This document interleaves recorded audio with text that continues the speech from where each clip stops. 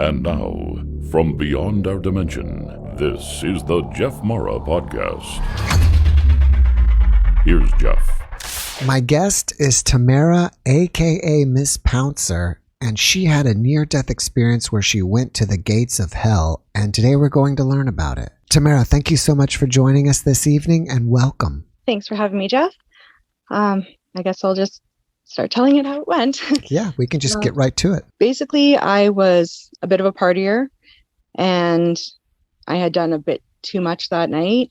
I went to the bathroom to be sick, and my spit bubbles turned into what looked like a galaxy kind of tornado looking thing. And then the next thing I know is I feel like I'm sucked down in through like a slide tunnel kind of thing. Inside this slide, there was like all kinds of, it almost looked like shooting stars going past me. As I started getting toward the end of this tunnel, it started going faster and I started getting kind of freaked out. So I started like reaching around for anything I could. Like, as I got to the edge of it, I managed to grab onto the edge and I could feel myself floating, but I could feel flow still coming, like an energy flow still coming through the tunnel. While I was floating over that, I look over and I see there's an entity that is like Titan size compared to me being like ant size. Like this thing was huge. It was standing in the top of a waterfall that was connected to a river that was, the material of the river wasn't quite water. It was like, I described it as almost like a shiny plasma, kind of really liquidy. It looked like he was made up of the same material as the river. He had reached behind to grab me, and I heard we are all one and the same, almost like it was from inside me, like telepathy from him. I got freaked out. Like I started thinking to myself, like, I'm dead. Oh my God, I just died. Like my mom's not going to be able to handle this. Like I was like, okay, I know I'm not supposed to go back through this tunnel. Like something was telling me, like, you're not allowed to go back. This is a one-way tunnel. Like you're here. And I was like, forget this. And I threw myself back through the tunnel. And in doing that, I woke up in my body and just I was in a bit of a daze, like felt really weird. It was almost like that was reality. This is the dream. And now dreams play out like movies. Do you think you were suffering from alcohol poisoning? I think I was suffering from a bit more than that. There was a lot of drugs done for about a week, and I was on a week awake, doing a lot of stuff I shouldn't have been doing. Oh, okay, wow. So, yeah. Yeah. So that was a little bit more than that. It makes sense. When you were just out of your body, you said you were like trying to reach and grab for stuff to like pull back, right? Yeah. Basically, when I went to look at the vortex, it was swirling and I kind of looked at it sideways like, huh, what's this? Like, and then that's when I felt my body like just up and through the tunnel. It was almost like I personally moved, but it's the soul moving. Do you know what I mean? I don't know. And the weirdest part was going through the tunnel, I was feet first, but I had sucked in through the tunnel head first. And then all of a sudden you were at the tunnel, and then the next second you were on this river, like maybe around a canyon. I didn't even go down to the ground floor. Like it looked like a cavernous cave, like a red clay cave system. Oh, like underground. Yeah. Like when there was a meme that I had posted on the near death group, and it had like a picture of a really cool beach scene and stuff. And then there's a little square cut of it. And there was a cat that poked its head through. It was like, hey, because your cat wants attention or something. I was like, this is what it was like for my near death experience. Like a portal opened up and I was right on top of everything, like a whole different world. Mm. And what I had seen was like the cave system. In the cave system too, where he was standing over the waterfall, it was like he was sorting something out. And one side led to a cave that was like lower, but not as low as the other one on the other side. Mm. And both of them had flames coming out of them. Like there was fire inside of both of the caves. And I knew somehow that one was worse to go to than the other. Did you ever think to yourself, oh my gosh, I'm in hell? Well, that's when I came back. Like when I came back from it and thought about it, was like, that was hell. Like I just came back from hell. Like it was the realization when I came to, like hearing the being's voice was when I realized I was dead. Like I just thought it was like, hey, we're in another part of the world. This is me just traveling my body anywhere. I didn't realize I was dead until it was like he was in a ritual speech when he was saying we are all one and the same. It was like I had interrupted part of a ritual, and he was like, he hadn't broken any of his concentration on the waters in front of him. Like he reached behind without looking at me to try to grab me. There was a person that I had spoke to in comments who said that that was an archon. And if the archon had have actually seen me, that I wouldn't be here telling the story right now. I've never heard of the word archon before. What is that? Archon. I'm not sure how to pronounce it. Archon. Okay, maybe it's like a negative version of an archangel or something. Oh, maybe. I feel pretty confident that maybe somebody in the comments will let me know what that is. I hope so, because I'm just as lost when it comes to naming everything. I just kind of, this is what happened, and what would you think if it was you and you saw that? I mean, the part that gets me the most is coming back and feeling like I was in a dream. And it's like a dream you can't wake up from, but that was reality, and you don't want to go there. Or at least I didn't. So you're saying that you felt like that was real, and now that you're back, you're in a dream. Then when I do dream, it feels like a movie that someone's playing for me. Like it doesn't feel like it should. So when you dream now, it doesn't feel like reality either. It feels like you're watching a movie? Yep.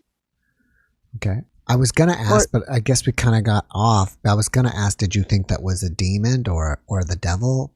I'm not really sure. The feeling I got from it was like it wanted to eat me or like take me, and like bad. It just, don't let that thing touch me. It was basically like nope, I'm out. But there was recognition. There was recognition? Sorry. I'm sorry? Yeah, there's a lot of recognition. Like I recognized that it was a ritual speech. I recognized the words that he had said to me. I recognized the area even. It was like, this is familiar, but not. Did you see any other beings there? Was it giving a speech to other beings? In the caves below, maybe, because there was fire blocking from me seeing anything. And it was sorting, I don't know, something. It looked like I said, it looked like it was sorting something. If I had to give my best guess at anything, this was the gates of hell. That being was akin to what Anubis's legend is, where he weighs the hearts and sets them one side or the other. Like, I don't know. So it seemed like it was relatively mild to you, or it wasn't mean to you. No, but that's what I mean. It didn't really pay attention to me, other than to be like, hey, you're coming with me now. I'm gonna grab you and take you. Maybe it kind of realized that you were there by mistake and it just ignored you. Maybe. I mean, maybe it even pushed me back through, and it wasn't just me pulling through. I'm not sure. Right. Well, the good thing is that you were able to get out. The thing that brought me out of it was realizing that I was dead and that my mom wouldn't be able to handle my death. Mm-hmm. And it was, oh my God, my mom. And that's when I was like, I'm going to pull myself through. I think that's pretty common that once an experiencer remembers family members, it somehow triggers them to get back into their body. There was a commenter that said something about having a loving thought. As soon as you have a loving thought, that's what brings you out of the gates of hell or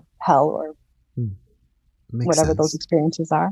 How did you change afterwards? I stopped partying and tried to clean up my life. And was that immediately, or I'm sorry, was that immediately, or did it take time to do that? I took a couple relapses, but eventually I finally got myself out of everything and been clean for a while now, except I still smoke weed. That's about it. All right. Did you get any abilities from this experience? I can read people pretty well. I can, I get visions and stuff sometimes, and it'll just be like someone flashes a Polaroid in front of my eyes for a second and then pulls it away. And I have to decipher what the picture means. Mm. There was one woman who was grieving, and she said she couldn't feel connected to her son anymore.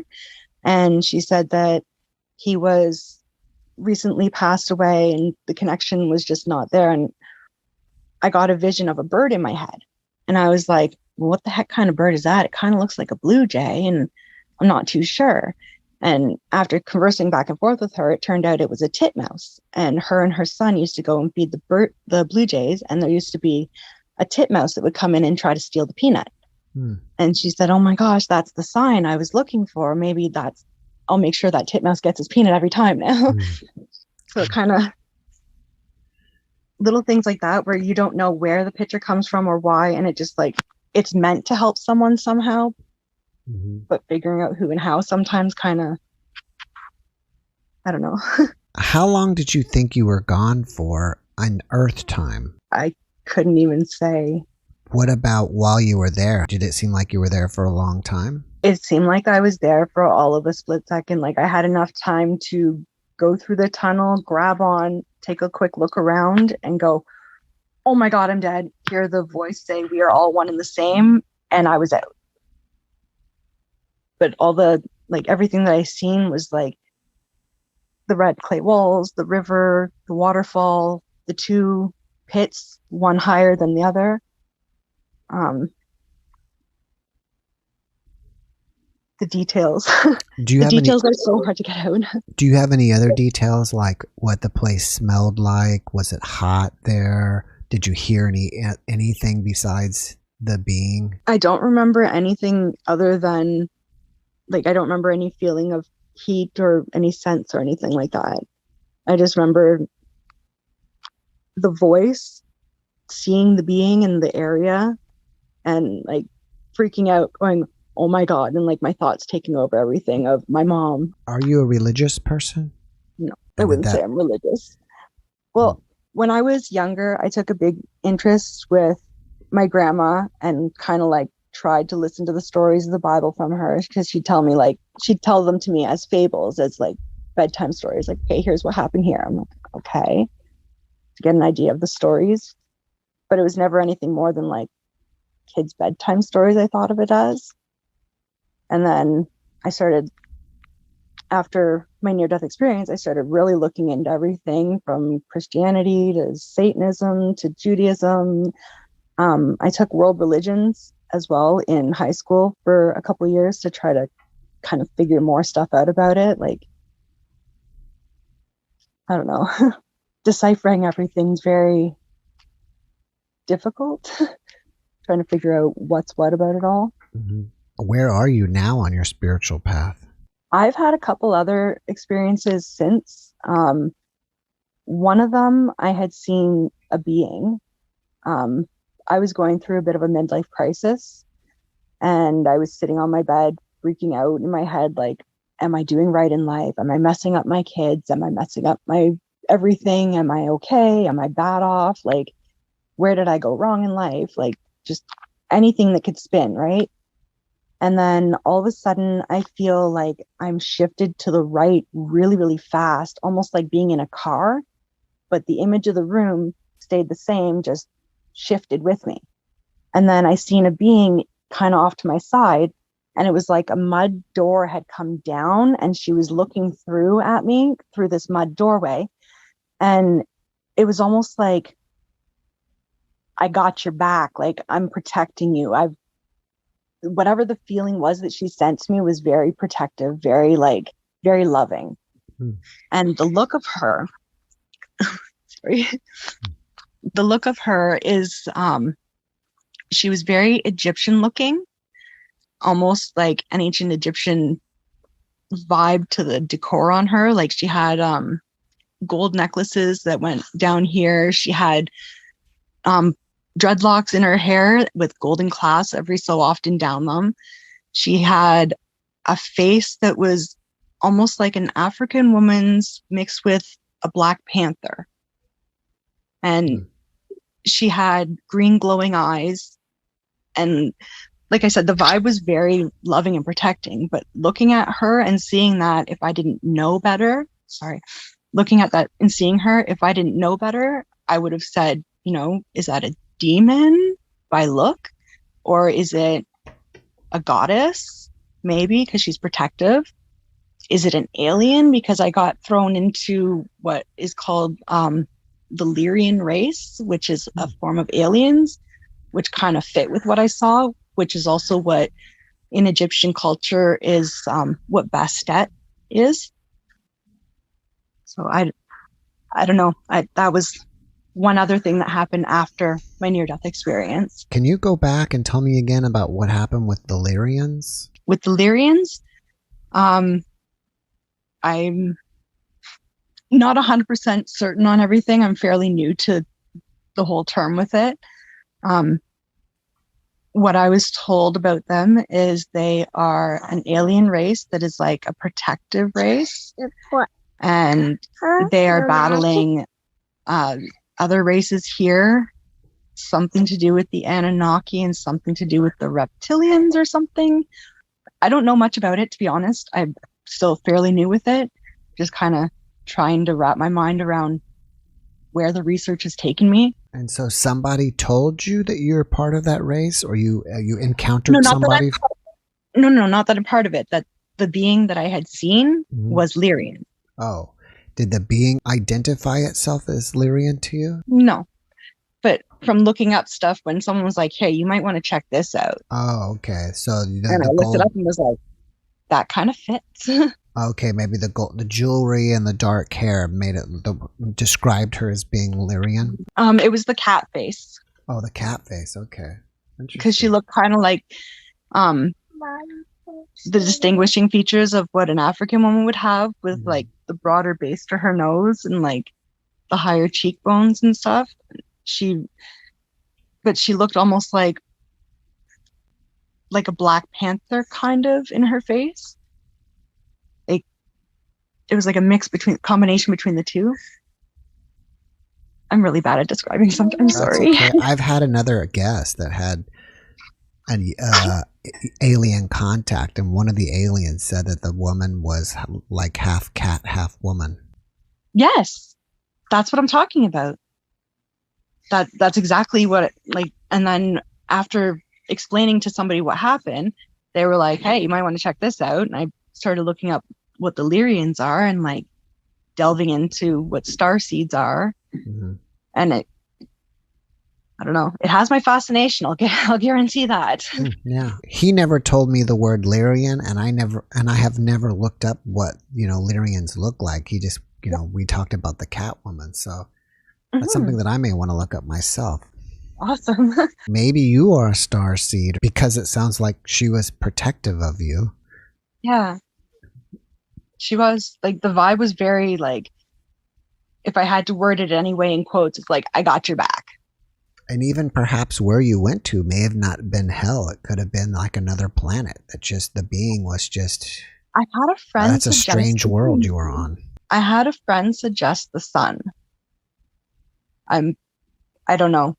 I take in all the information people say about it. I'm like, okay, it may be this, it may not be. We're just speculating. I wouldn't think the sun, because basically, in my opinion, from what I know, the sun is just a giant gas ball that's like a nuclear explosion. See, I thought that too. I was like, I don't know about that, but.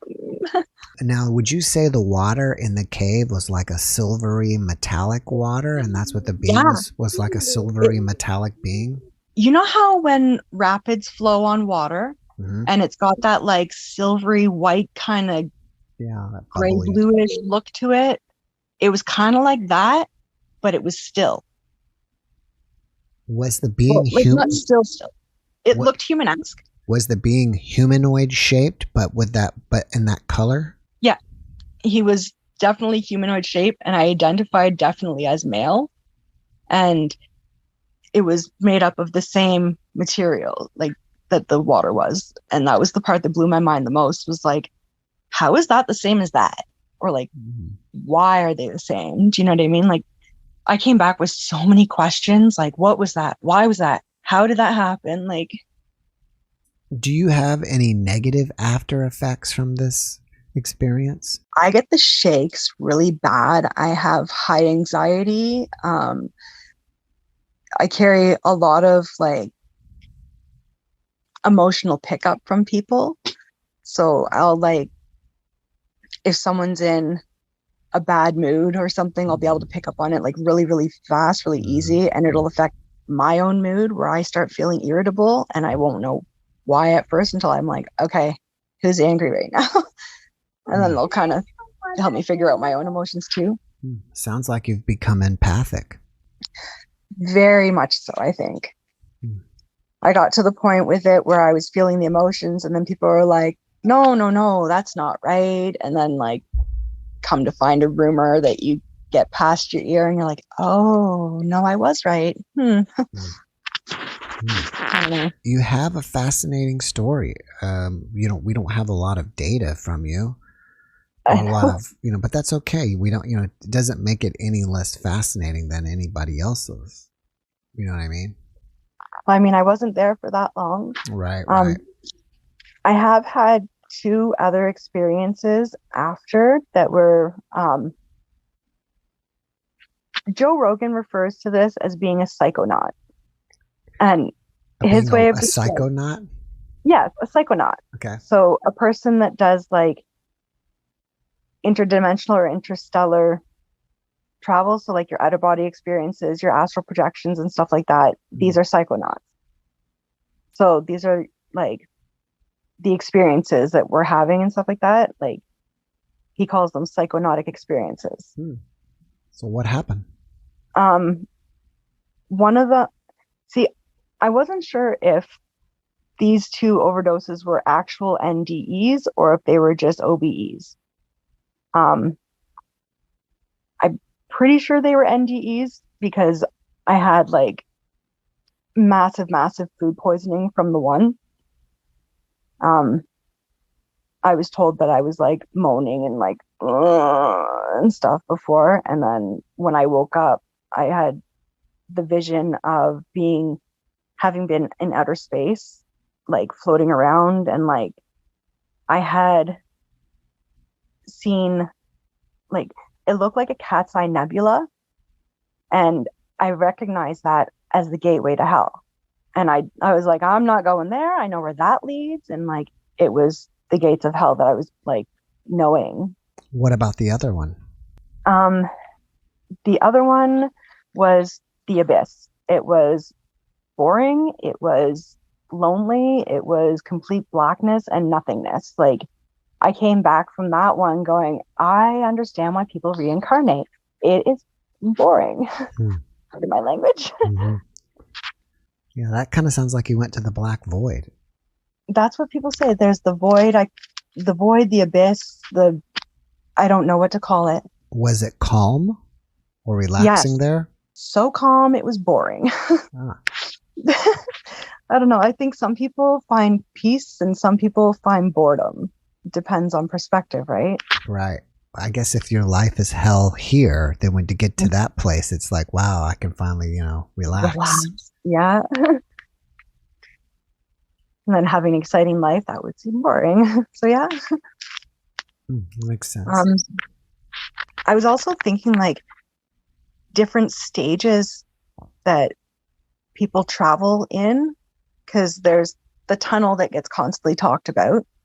There is actually there was a discovery quite recently. I didn't catch it very well, but somebody has discovered that there's actual tubes in one of the stratosphere or altosphere or something, but it's like the very edge of it, there's actual tubes that go around it.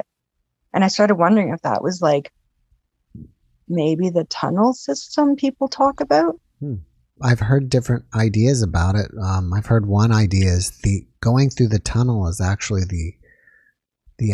your spirit leaving your body. Right. Yeah. But then I've heard different as well, so I don't know.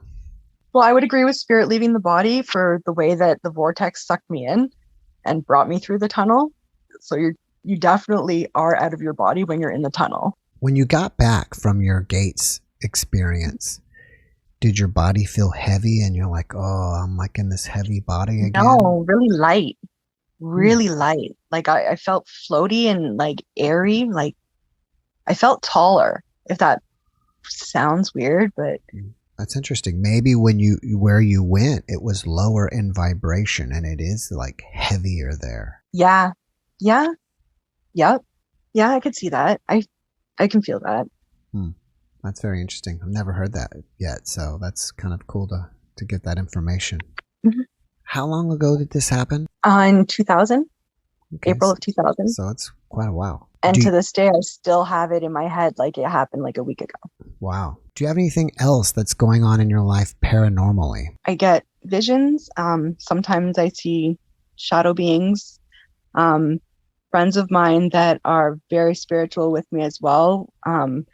We've done astral projections to each other and like met in the astral, I guess. I do tarot readings. I've done palm readings, and I've done dream interpretation. And all of those were after the NDE. Do you feel like your NDE helps you in doing this stuff? Yes. I think that it gave me my spirit connection to be able to tune in and be able to help people this way. I think all the gifts that people come back with from an NDE is meant to help others. I think you're right. After watching this podcast, people may want to reach out to you and ask you questions or just chat with you. Are you open to that? And if so, how can they contact you? I float around Ned's group, the near-death experience group, quite a bit, and just kind of chat with people about my experience and theirs, clarify myths and stuff. There's a lot of misconceptions about what the hell realm is, and I honestly think it's like an area of purification, like not fires of torment, but fires of purification, which can be tormentful if you're shedding all the bad, right? How do they find you on Facebook? You know what? I'm going to put my name as Tamara Pouncer on Facebook, and then it'll be easier to find me for people. All right. Well, before we finish up, do you have one last positive message that you can share with us? Keep being kind, everyone. Thank you for that message. And Tamara, thank you so much for being my guest. I really appreciate you, and I wish you the best. Thanks, Jeff. All right. Have a great evening. You too.